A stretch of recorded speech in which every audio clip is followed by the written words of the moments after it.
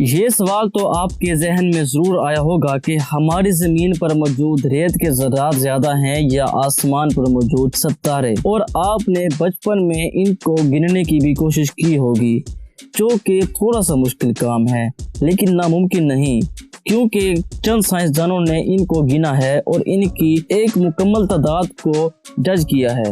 اور آج ہم آپ کو بتانے والے ہیں اس ویڈیو میں ستاروں کی مکمل تعداد اور زمین پر موجود ریت کے ذرات کی مکمل تعداد۔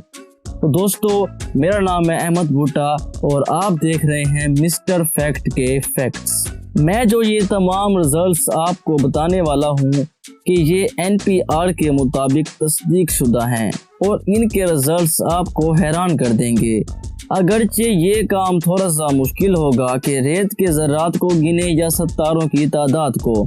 ہوائی کی یونیورسٹی میں سائنسدانوں کا ایک گروپ اسی بات پر ریسرچ کر رہا ہے کہ انہوں نے حال ہی میں ایک اندازے کے مطابق ایک نتیجہ نکالا ہے، اور ہوائی کی یونیورسٹی دنیا کی بڑی ریسرچ سینٹر میں سے ایک سینٹر ہے، اور ہم انہی کے الفاظ کو آپ تک پہنچائیں گے۔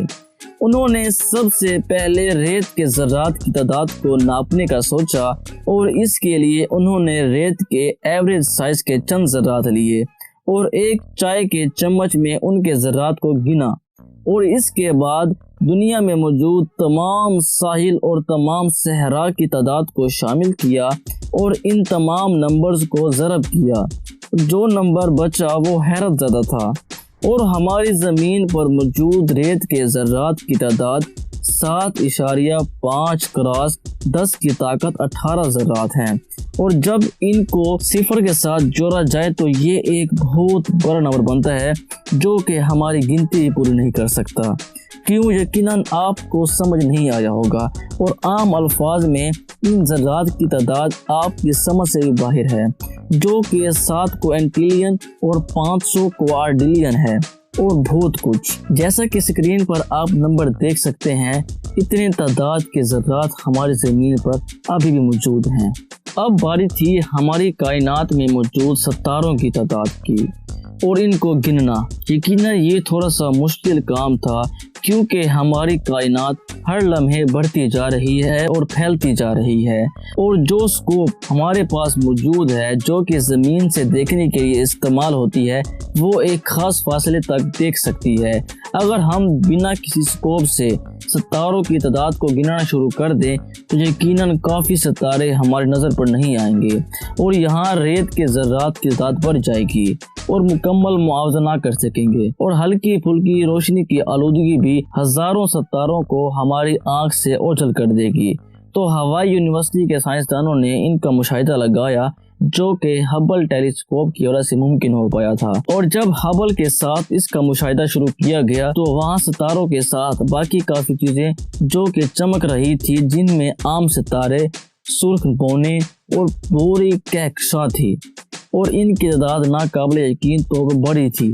یہ تعداد ہے 70,000 ملین، جو کہ یہ بہت بڑا نمبر ہے۔ ریاضی کے حساب سے دیکھا جائے تو ابھی تک یہ بات حیرت میں ہے کہ کون سا نمبر بڑا ہے۔ جی ہاں، آپ کے سامنے تو ستاروں کا ہی ہوگا اب تک، لیکن اب کسی بھی نمبر کو بڑا کرنا باقی ہے۔